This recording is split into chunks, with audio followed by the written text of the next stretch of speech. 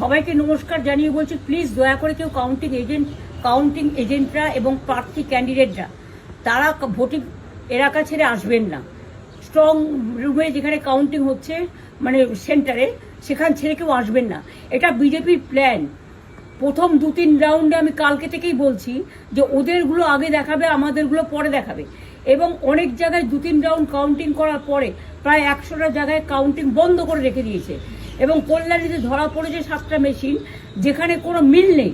এটা total force, police central ফোর্সকে দিয়ে চারিদিকে তৃণমূল কংগ্রেসের উপর অত্যাচার করছে, অফিস ভাঙছে, জোর করে দখল করছে।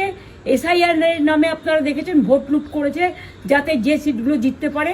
কিন্তু এখনও এমন 70টা সিট আছে, 100টা সিট আছে যেগুলো আমরা এগিয়ে আছি, সেগুলো বলছে না। টোটালটাই মিথ্যে নিউজ খাওয়াচ্ছে। আগে ডিআইসিও এই খবরগুলো দিত, কিন্তু তাকে কালকে চেঞ্জ করে দেওয়া হয়েছে। টোটালটাই ইলেকশন কমিশন নিজের ইচ্ছে মতো খেলছে, এবং সাথে কেন্দ্রীয় বাহিনীকে নিয়ে।